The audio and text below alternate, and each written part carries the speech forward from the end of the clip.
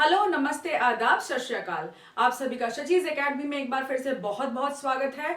और मेरी उम्मीद है कि आप सभी लोग बहुत खुश होंगे अपनी जीवन में और बहुत अच्छे से पढ़ाई कर रहे होंगे। भगवान करे आप हमेशा खुश रहें, ऐसे ही पढ़ते रहें और तरक्की करते रहें। तो इसी के साथ हम फॉरेन एक्सचेंज रेट का तीसरा पार्ट आज डिस्कस करेंगे और जिसमें हम डिस्कस करेंगे फॉरेन एक्सचेंज की डिमांड क्यों की जाती है, उसकी सप्लाई कहां से होती है और स्पॉट मार्केट और forward market foreign exchange markets में क्या होते हैं। तो शुरू करते हैं अपना topic, demand for foreign exchange. इससे पहले मैं एक बार बता दूं, मार्कर की इंक क्योंकि यहाँ ठंड बहुत है, जम गई है, पता नहीं क्या हो रहा है। कोई इंजीनियर हो तो भाई बता दो, मुझे इतना नॉलेज नहीं है इन चीजों का।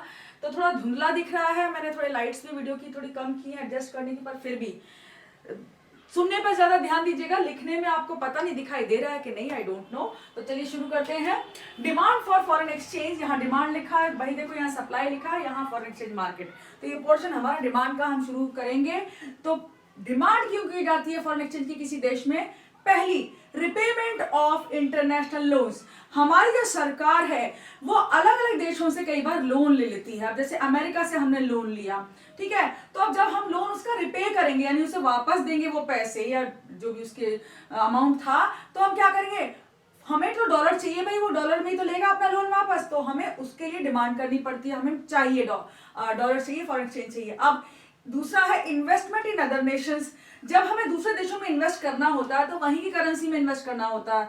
अगर हम नेपाल में करेंगे तो वहां की करेंसी चाहिए, हम अगर इराक में करेंगे वहां की करेंसी चाहिए, तो जिस देश में जाएंगे वहां की करेंसी चाहिए। तो फॉरेन एक्सचेंज हमें इसलिए भी चाहिए कि दूसरे देशों में इन्वेस्टमेंट करेंगे, हम फैक्ट्रीज लगाएंगे, इंडस्ट्रीज लगाएंगे। जैसे टाटा अलग अलग देशों में डील करता है तो वो वहां का उनको फॉरेन एक्सचेंज लेना पड़ता है, वहां के देश की करेंसी लेनी पड़ती है। या रिलायंस के हैं या फिर मित्तल स्टील्स हैं और बहुत सारी इंडस्ट्रीज हमारी बाहर हैं, तो वो वहां से फॉरेन एक्सचेंज चाहिए उन्हें। इंपोर्ट्स, अगर हमें दूसरे देशों से सामान मंगाना है अपने देश के लिए, कोई भी सामान मंगाना हमारे देश को इंपोर्ट करने के लिए हमें फॉरेन एक्सचेंज चाहिए, उस देश की करेंसी चाहिए, डॉलर चाहिए, कुछ भी चाहिए हमें, ठीक है। डायरेक्ट परचेज अब्रॉड, अब जब हम कहीं जाते हैं, जैसे ऑस्ट्रेलिया गए तो हमें ऑस्ट्रेलियन डॉलर चाहिए, वहां पे हम गए जैसे पढ़ने जा रहे हैं, सपोज आप लोग स्टडीज करने ऑस्ट्रेलिया गए, न्यूजीलैंड गए, स्विट्जरलैंड कहीं जाएंगे तो वहां की करेंसी आपको चाहिए। तो डायरेक्ट परचेज यानी वहां जाके हम डायरेक्टली परचेज करते हैं अब्रॉड में, यानी दूसरे देशों में।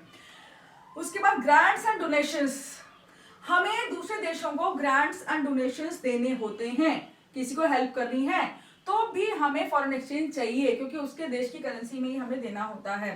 पेमेंट ऑफ इनकम्स, ठीक है, अब हमारे देश की एम्बेसी डिफरेंट देशों में है, ठीक है, दूतावास हैं, तो हमारे लोग वहां पे काम करते हैं और हमारे देश की एजेंसी के लोगों को जब हम पेमेंट देंगे तो भी हम करेंसी हमें चाहिए, फॉरेन एक्सचेंज चाहिए। स्पेकुलेटिव ट्रेडिंग, ठीक है, स्पेकुलेटिव ट्रेडिंग में क्या होता है कि सट्टा बाजार यानी सट्टा लगाने के लिए, यानी कि जो फ्लक्चुएशंस आते हैं फॉरेन एक्सचेंज के रेट्स में, जैसे सपोज आज रेट बहुत कम है और सस्ते में हमने खरीद लिया, आगे आने वाले 6 महीनों में सपोज डॉलर के दाम डबल हो गए तो जो डॉलर जिन के पास था तो डबल दामों में बेच देंगे। जैसे कि आप लोग कोई सामान इकट्ठा कर लें, मशीन से इकट्ठा कर लें, उन्हें हायर दामों पे बेचे, हायर कीमत पे बेचे, तो उसको हम स्पेकुलेशन कहते हैं, यही सट्टा होता है। स्पेकुलेटिव ट्रेडिंग एक तरह की ट्रेडिंग है, जो आजकल ट्रेडिंग चल रही है, आपको मैसेज भी आते होंगे भाई ट्रेडिंग करो इसमें पैसा कमाओ, तो यही ट्रेडिंग का फंक्शन है। स्पेकुलेशन यानी सट्टा होता है इसमें, इसके लिए भी हमें फॉरेन एक्सचेंज चाहिए, ठीक है। अब आते हैं सप्लाई के ऊपर, सप्लाई कहां से आएगी, हमें कहां से मिलेगा भाई फॉरेन एक्सचेंज, हम डिमांड तो इतनी सारी कर ली, फॉरेन एक्सचेंज आएगा कहां से? पहला देखिए, एक्सपोर्ट्स के जरिए आता है। जब हम दूसरे देशों में अपने देश का माल यानी कि सेंड करते हैं, जैसे कि हमने कहा था ना कि अगर हमारे देश की करेंसी चीप हो जाए तो लोग हमारे माल खरीदना चाहेंगे, तो खरीदना चाहेंगे तो हम एक्सपोर्ट करेंगे।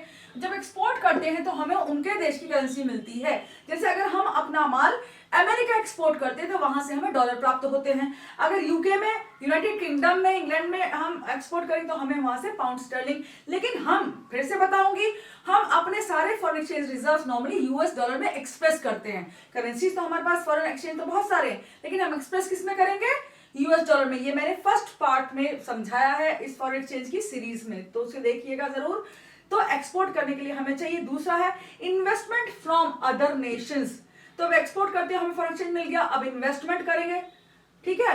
दूसरे देश जब हमारे देश में इन्वेस्ट करते हैं, जैसे अमेरिका हमारे यहाँ कोई फैक्ट्री लगाए, इंडस्ट्री लगाए, तो वो हमारे देश में इन्वेस्ट कर रही है। अब फॉरेन एक्सचेंज का इन्वेस्टमेंट दो तरीके से होता है, FII और FDI। FII यानी कि फॉरेन इंस्टीट्यूशनल इन्वेस्टमेंट, जो हमारे शेयर्स में इन्वेस्ट कर दें, यानी कि वो कोई इंडस्ट्री नहीं लगा रहे यहाँ पे, सिर्फ हमारी बैंक्स में और जो फाइनेंशियल इंस्टीट्यूशंस में उनमें इन्वेस्ट कर रहे हैं, वो वैसे शेयर्स वगैरह खरीद के इन्वेस्ट कर रहे हैं। FDI क्या होता है? FDI में फॉरेन डायरेक्ट इन्वेस्टमेंट होता है। डायरेक्ट यानी वहां पे वो जमीन खरीद के अपनी इंडस्ट्री कोई भी लगाते हैं, तो इस तरह से हमारा FDI होता है। तो दोनों ही तरीके से हमें इन्वेस्टमेंट फ्रॉम अदर नेशन से हमें यहाँ पे करेंसी मिलती है, उनकी फॉरेन एक्सचेंज मिलता है। Direct purchase by rest of the world, अब यहाँ पे टूरिस्ट आते हैं हमारे देश में, वो भी डायरेक्ट परचेज करते हैं, या फिर दूसरे देश अगर हमारे यहाँ से कुछ इंपोर्ट करें, कुछ करें, तो भी हमें मिलता है, पैसा मिलता है, उनका करेंसी मिलती है। Grants and donations from other Nations, दूसरे देश, जैसे कि हमारे यहाँ कुछ भी आ गया, जैसे बाढ़ आ गई हमारे देश में, विभिन्न प्रांतों में समय समय पर बाढ़ आ जाती है, या गरीबों के लिए, या कहीं से भी हमें ग्रांट्स और डोनेशन सहायता मिलती है, जो उसमें भी हमें फॉरेन एक्सचेंज प्राप्त होता है। जो देश, जैसे अमेरिका हमारी हेल्प कर रहा है या रशिया हेल्प कर रहा है, तो उनके देशों की करेंसी फॉरेन एक्सचेंज हमें प्राप्त होती है ग्रांट्स में। इनकम रिसीप्ट्स, एम्बेसी, अब जो विभिन्न देशों की एम्बेसी हमारे देश में स्थापित हैं, उनके लिए, जैसे अमेरिका की एम्बेसी को जो वहां के लोग हैं उन्हें अमेरिकन डॉलर्स में इनकम प्राप्त होती है, तो वो फॉरेन एक्सचेंज हमारे यहाँ आता है। क्यों? देखिए, अमेरिका तो उन्हें डॉलर भेजेगा, लेकिन हमें हमारे देश में खर्च करने के लिए क्या चाहिए? रुपया चाहिए, तो रुपए में कन्वर्ट करके वो खर्च करते हैं। ठीक है, इसे समझ लीजिएगा। Remittances bye non residents, non resident कौन होते हैं? जैसे कि इंडिया है हमारा देश, तो नॉन रेजिडेंट इंडियंस बोलेंगे, या कोई अमेरिका का बंदा तो उसे नॉन रेजिडेंट अमेरिकन बोलेंगे। तो अलग अलग देशों में सप्लाई जो आती है वो रेमिटेंसेस बाय नॉन रेजिडेंट्स आती है। जो लोग उस देश के वासी तो हैं पर वहां रहते नहीं है, उन्हें नॉन रेजिडेंट्स कहा जाता है। तो वो लोग अपने घरों में पैसा भेजते हैं, अपनी घरों में, तो उससे भी रेमिटेंसेस आते हैं और वो पैसा प्राप्त होता है, फॉरेन एक्सचेंज प्राप्त होता है। ठीक है, तो ये होगी डिमांड और सप्लाई। अब आते हैं फॉरेन एक्सचेंज मार्केट। देखिए, मार्केट क्या है? जहां कहीं भी फॉरेन एक्सचेंज की खरीद फरोख्त होती है, या फिर आदान प्रदान होता है, ट्रांजैक्शन होता है, उसको खरीदा या बेचा जाता है, उस जगह को फॉरेन एक्सचेंज मार्केट कहा जाता है। कोई वैसे ज्योग्राफिकल एरिया कोई स्थापित नहीं होता, लेकिन हाँ कहीं कहीं ऑफिसेज हैं, कुछ हैं, या फिर कहीं भी फॉरेन एक्सचेंज जहां खरीदा बेचा जाए उसे फॉरेन एक्सचेंज मार्केट कहा जाता है। इसके फंक्शन क्या है? देखिए, पहला हम फंक्शन पढ़ेंगे, दूसरा हम ऑपरेशन किस तरह से करता है। पहला फंक्शन क्या है? Transfer of purchasing power. अब परचेजिंग पावर जैसे क्या है, एग्जाम्पल लिए देखते हैं कि अगर यूएस डॉलर ने यूनाइटेड स्टेट्स ने हमें डॉलर्स दिए हेल्प के लिए, या कैसे भी दिए हमें, तो वो ट्रांसफर हुआ किसका? परचेजिंग पावर का। क्यों? क्योंकि कोई भी देश की करेंसी हो, उससे हम खरीद सकते हैं कोई चीज, तो हमारी परचेजिंग पावर बढ़ती है। तो अमेरिका ने अगर हमें डॉलर दिए, तो उसने ट्रांसफर कर दिया, अपनी परचेजिंग पावर हमें दे दी। या फिर नेपाल ने जब हमें कोई रुपए दिए, तो अपनी परचेसिंग पावर हमें दे दी। इस तरह विभिन्न देश अपनी परचेसिंग पावर दूसरों को देते हैं ट्रांसफर के जरिए, अपने फॉरेन एक्सचेंज जब वो देते हैं। ठीक है, credit for export and import, कई बार फॉरेन एक्सचेंज के द्वारा विभिन्न देश एक दूसरे को क्रेडिट देते हैं इंपोर्ट और एक्सपोर्ट के लिए। तीसरा है हेजिंग और लॉकिंग ऑफ एक्सचेंज। हेजिंग का मतलब क्या होता है? देखिए, कभी कभी फॉरेन एक्सचेंज के दाम बहुत ज्यादा घट या बढ़ जाते हैं, उसको मतलब कम करने के लिए, उससे बचने के लिए क्या किया जाता है? हेजिंग की जाती है, यानी कि लॉक कर दिया जाता है एक्सचेंज रेट को। यानी कि अगर हम कहें कि हमने डॉलर को लॉक कर दिया 74 रुपए प्रति डॉलर, यानी कि 74 रुपीज का $1 मिलेगा, इस पर लॉक कर दिया, तो अब वो रेट नहीं बढ़ेगा, घटेगा, और हम अपना ट्रांजैक्शन आराम से कर सकते हैं बिना किसी चिंता के कि डॉलर के दाम तो बहुत बढ़ जाएंगे या घट जाएंगे। नहीं, हेजिंग कर दी जाती है, लॉक कर दिया जाता है एक्सचेंज रेट को। वैसे ये बहुत बड़े फंक्शंस है, पर 12th के लिए या नॉर्मल अंडरस्टैंडिंग के लिए ज्यादा जरूरी नहीं, बस आप इन्हें लिख दीजिएगा एग्जाम में, बहुत मोर देन सफिशिएंट है, 2 लाइन में एक्सप्लेन कर सकते हैं, ज्यादा कुछ नहीं है। ऑपरेशन, अब ऑपरेशन किस किस तरह करता है? 2 तरह के मार्केट होते हैं फॉरेन एक्सचेंज मार्केट में, स्पॉट मार्केट और दूसरा है आपका फॉरवर्ड मार्केट। स्पॉट, अगर आप स्पॉट वर्ड ध्यान से देखें, स्पॉट यानी कोई जगह एकदम उसी समय, ये डेली मार्केट टाइप का होता है। ऑन द स्पॉट वर्ड से अगर आप इसे कनेक्ट कर सकते, टर्म से कनेक्ट कर सकें तो कर लीजिए।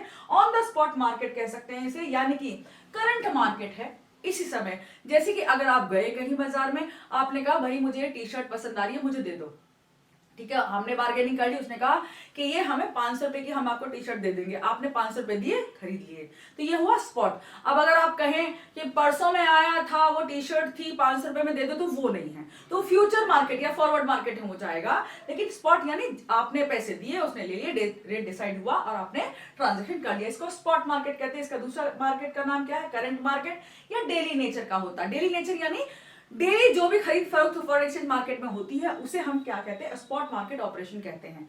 इसमें फ्यूचर की कोई डील डिसाइड नहीं होती, फ्यूचर में क्या होगा कोई नहीं कहेगा, आज खरीद लो जो खरीदना है, ठीक है।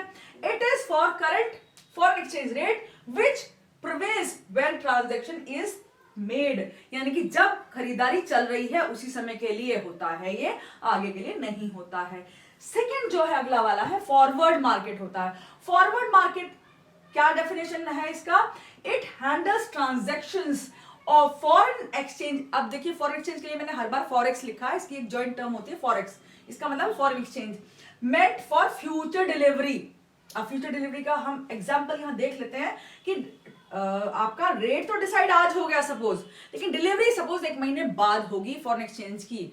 सपोज हमने कहा कि हम इतने डॉलर, हम 10 लाख डॉलर खरीदने हैं आपसे, ठीक है, तो एक रेट डिसाइड हो गया कि ठीक है आप 74 रुपए प्रति डॉलर के हिसाब से 1 महीने बाद डॉलर्स की डिलीवरी ले लेना। जैसे यहां पे हम एग्जांपल देख सकते हैं, फॉरेन एक्सचेंज रेट अगर डिसाइड किया गया 3 जनवरी को, डिलीवरी डिसाइड की गई है उसकी 15 फरवरी को, तो रेट कब डिसाइड हो गया 3 जनवरी को। सपोज कहा फॉर 74 रुपीज फॉर $1, तो ये रेट डिसाइड हो गया, लेकिन आज हमने डिलीवरी नहीं ली, हमने डिसाइड कर लिया, हमने कह दिया कि हम 15 तारीख को या आगे फ्यूचर में ले लेंगे इसको, तो ये क्या हुआ, डिलीवरी कब है, फ्यूचर में, रेट डिसाइड क्या हुआ अब, तो आज डिसाइड हुआ है रेट और डिलीवरी फ्यूचर में। इस टाइप के मार्केट को क्या कहेंगे, फॉरवर्ड मार्केट। सिंपल है।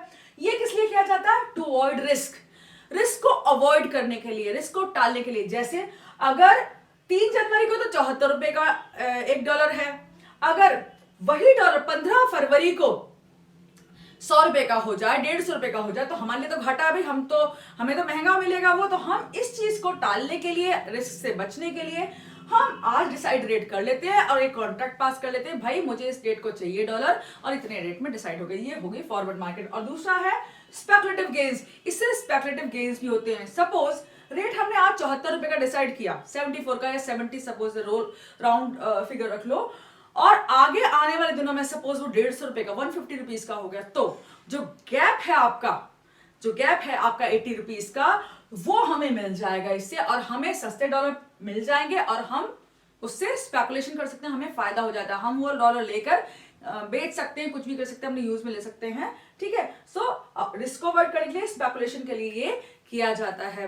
तो ये फंक्शंस हैं, आप बस इन फंक्शंस को थोड़ा याद कर लीजिएगा, बहुत डिफिकल्ट नहीं है ये, और बस ध्यान में रखिएगा कि किस किस तरह से डिमांड की जा सकती है, आपका देश क्यों कर सकता है, सप्लाई कहां कहां से आ सकती है, बहुत सिंपल सा है।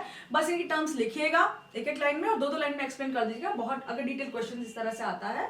और फॉरेन एक्सचेंज मार्केट स्पॉट और फॉरवर्ड आपको समझना, स्पॉट यानी ऑन द स्पॉट, यही डिसाइड हुआ रेट, यही खरीद लिया, ले ली हमने डिलीवरी, और फॉरवर्ड यानी कि रेट आज डिसाइड हो गया, फ्यूचर में डिलीवरी ले ली हमने उसकी। तो होपफुली ये टॉपिक समझ में आ गया आप लोगों को, और ऐसे ही हमारे साथ बने रहिए, खुश रहिए, खुश रह के पढ़ाई करिए, क्योंकि खुशी से किया गया हर काम बहुत कामयाबी से हो जाता है, बहुत अच्छी तरह होता है, जल्दी होता है। विश्वास करिए, जब आप दिमाग से खुश रहते हैं तो आपका फोकस ज्यादा बनता है। मैं यही बिलीव करती हूँ, और आप सब जो मेरे साथ जुड़े हुए हैं, मैं सभी भगवान से प्रार्थना करूंगी कि आप सभी लोग खुश रहें और खूब खुशी से तरक्की करते रहें। तो take care, bye bye, see you next time.